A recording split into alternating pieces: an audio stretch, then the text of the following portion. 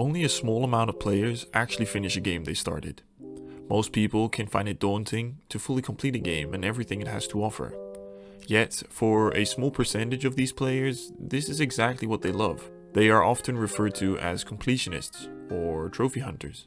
These are people that not only finish the game, but then do everything else the game wants them to do to achieve that 100%. As someone who's completed over 100 games and gotten over 100 platinums, throughout my trophy hunting journey, I have learned quite a few things about what works and what doesn't work for me. I thought I would share some of these things that you should know about when trophy hunting to maximize fun and efficiency. Let's quickly go over some of the basics. Trophy hunting is the process of completing everything the game has to offer in trophies, most often the end goal being a platinum trophy. The first game to introduce trophies was in 2008, the game Super Stardust HD, and it only had 12 trophies. Nowadays, every single game will have trophies, no matter if it's on PlayStation 3, 4, 5 or even Vita. You can find the list of requirements in the trophy list of the game. You will see the trophies are listed with rarity and value. The rarity shows how many people that own the game have earned that specific trophy. The value is divided into bronze, silver, gold and platinum. And there is only one platinum trophy, and that will always be the last trophy you earn. This is also the most rare trophy on the list. And a rough guideline to know how rare a trophy is by the percentage that owns that trophy. For example, if a trophy is at 0.1%, it's going to be extremely time consuming or extremely difficult. For example, a game like GTA 5 or Super Meat Boy. Games like Spider-Man or Ghost of Tsushima will have a much higher earnings percentage, as these games are much more approachable. Trophies are also expressed in a point system, and this is something I won't dive too deep in right now, but it's good to know that platinum trophies are worth more points than bronze trophies. The accumulation of trophies that you earn throughout your gaming journey will help you level up your PlayStation account, all the way up to level 999. Most AAA games will have roughly 50 trophies. Some of these will be story related, whilst others will require you to do specific tasks. This can be anything like reaching chapter 5 in a game, beating a boss without dying, beating the game in 2 hours or less, achieving 100% completion, or collecting all the collectibles. But the amount of trophies, requirements, and category of trophies varies per game. No game is the same. So make sure to check the trophy list to know what you need to do. Here it might also be worth mentioning the so-called missable trophies. These are trophies that can only be achieved during specific sections or areas of a game. So if you miss any of these trophies, you might have to go back via chapter select, or if you're really unlucky, you might even have to start a whole new playthrough. So it's definitely worth keeping an eye on when you're playing a game. So before we go over some of the tips for trophy hunters, let's take a look at where you should start. And it's quite a simple answer really. Just pick any game you play and complete everything on the list. I suggest picking up your favorite game first, as you'll have the most fun doing it whilst playing that. It might be worth checking your own trophy list in that case to see which games you already might be close to platinuming. You may only need a few trophies to finish it off. My first ever platinum was Rocket League, and this was because I found out I only needed 5 more trophies to get the platinum. So check your trophy list, you may have something similar. If you want to start from scratch, a great game to start off with is Astrobot. It's free and it's already downloaded straight onto your PS5 right out the box. Not only does it demonstrate the PS5 tremendously well, it's also super easy and fun platinum. It will only take you about 4 hours or so and has no missable or difficulty trophies. I highly encourage you to check it out if you haven't already. Hey, you might even see a few Easter eggs. Other great games for beginner trophy hunters are games like Spider-Man or Ghost of Tsushima. Neither have any difficulty or missable trophies, but most importantly, they have a great story and fantastic gameplay. If these games aren't your cup of tea, just play whatever game you like or play most often. It's all about having fun, so don't stress too much about which game you should pick first. Now, you might think, why do people do this? Do they get something out of trophy hunting? Well, no, but also yes.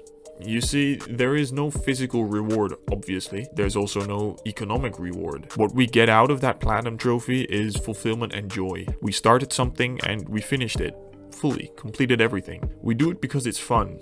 And on our trophy list, we have a collection of all the games we've played and completed. And it's completely unique. Nobody has a trophy list identical to yours, because your taste in games and what you choose to play and how you choose to play is entirely up to you.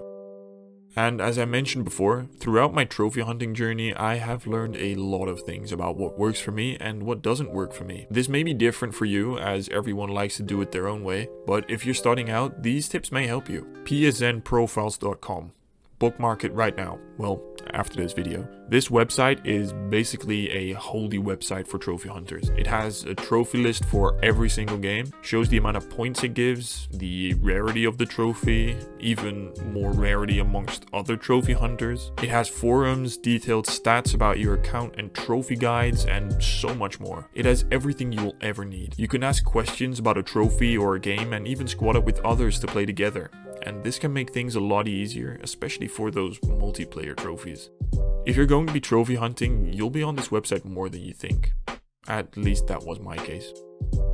Secondly, I like to check out a trophy guide before I start a new game. I do this to see if there are any trophies that are missable, or if the game wants me to complete the game on a specific difficulty. Because as much as I want to play the game that I have chosen, I don't want to spend another 10 hours replaying the game just because I missed some collectible in chapter 4. To me, it's worth just mentally noting where I need to pay a little more extra attention. There are so many great guides out there for you to use. I recommend finding someone you like and following them along. The ones I use most often are from PSN Profiles, which have guides created by other individuals from the trophy hunting community. Power picks, PS5 trophies, PlayStation trophies. These are some of the biggest trophy guide creators out there, and they will show you how to unlock certain trophies that require you to do some actions that you wouldn't stumble across naturally during a playthrough. IGN is also a website where you can find the written variant of a trophy guide, but just find anyone you like and see what works for you.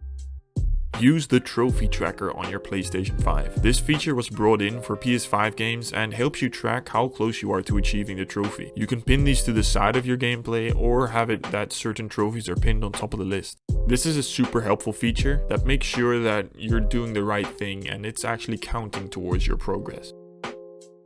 Playing more than one game at a time. Some games can take literal weeks to finish, and playing just one game throughout that time can get stale, boring, or even annoying. I like to switch it up every session or so. This just switches up the pace and makes everything a little bit more relaxed. Or you like playing something else in between, just find what works best for you, but make sure you don't get drained on a specific game. If you play something too much, it can get annoying and you will find some things that irritate you. That's why I say just play something else in between or every now and then to mix it up a little. Back up your save files.